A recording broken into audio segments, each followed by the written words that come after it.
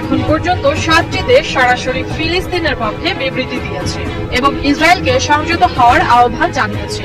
তারা হলো চীন। বেইজিং এ পররাষ্ট্র মন্ত্রণালয়ে নিয়মিত সংবাদ সম্মেলনে ফিলিস্তিন ইসরায়েল সংকটের কথা উঠে এসেছে। এ সময় চীনের পররাষ্ট্র মন্ত্রণালয়ের মুখপাত্র অবিলম্বে পরিস্থিতি সামাল দেওয়ার জন্য দুই পক্ষের প্রতি আহ্বান জানান।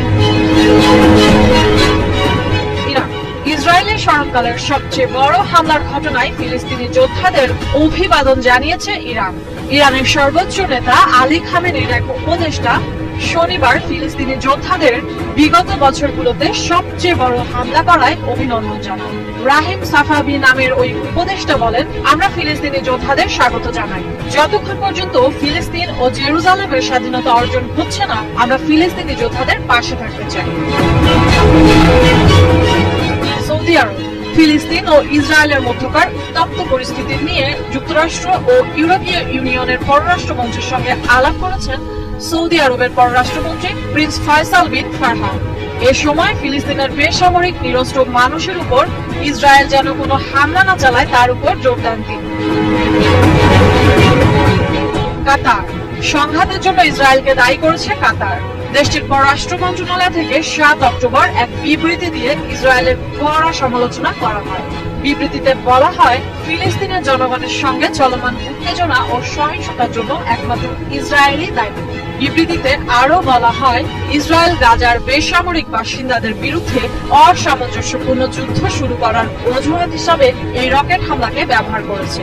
এ থেকে ইসরায়েলকে থামাতে বিশ্ব সম্প্রদায়ের দৃষ্টি আকর্ষণ করে কাতার। লেবানন। গত কয়েক মাস ধরেই সীমান্তে লেবানন ও ইসরায়েলের সঙ্গে উত্তেজনা চলছে।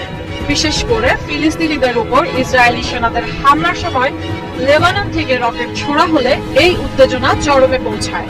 এ সময় শিয়া সশস্ত্র গোষ্ঠীর সদস্য ও সমর্থকেরা ইসরায়েলি সেনাদের সামনে বাধা হয়ে দাঁড়ায়। এক বিবৃতিতে লেবাননের সেনাবাহিনী জানায়, ইসরায়েলি সেনাদের বহর নির্ধারিত সীমানা অতিক্রম করে এবং লেবানিজ সেনাদের উপর স্মোক বোমা ছুড়ে মারে। এর আগে নির্ধারিত সীমানা বরাবর ইসরায়েলি সেনাদের তৈরি এক মাটির দেওয়াল বুলডোজার দিয়ে গুঁড়িয়ে দেয় লেবাননের সেনারা। তুরস্ক। ইসরায়েল ফিলিস্তিনি দ্বন্দ্বে সরাসরি ফিলিস্তিনিদের পক্ষ না নিলেও এমন উত্তপ্ত পরিস্থিতিতে ইসরায়েলি ও ফিলিস্তিনি দুই পক্ষকেই সংযত হওয়ার আহ্বান জানিয়েছে তুরস্কের প্রেসিডেন্ট রিসেপ তাইয়েপ এরদোয়ান। শনিবার আঙ্কারায় ক্ষমতাসীন একে পার্টির কংগ্রেস এরদোয়ান বলেন, আমরা সব পক্ষকে সংযমের আহ্বান জানাই। তাদের অবশ্যই আক্রমণাত্মক কাজ থেকে বিরত থাকতে হবে। পাকিস্তান। ইসরায়েল ফিলিস্তিনি চলমান দ্বন্দ্বে পাকিস্তানের পররাষ্ট্র মন্ত্রণালয় থেকে এক বিবৃতিতে বলা হয়েছে, পাকিস্তান চলমান দ্বন্দ্বময় পরিস্থিতির সমাধান চায়। পাকিস্তান সবসময় দুই রাষ্ট্রের সমাধানের পক্ষে ছিল। আফগানিস্তান। এদিকে আফগানিস্তানের তালেবান সরকার ফিলিস্তিনের পক্ষ নিয়েছে।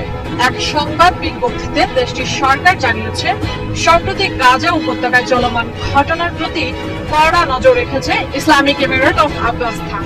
তারা মুসলমানদের ধর্মীয় বিভিন্ন স্থাপনাকে অমর্যাদা করেছে, ফিলিস্তিনি মানুষের প্রতি নিপীড়ন চালিয়েছে।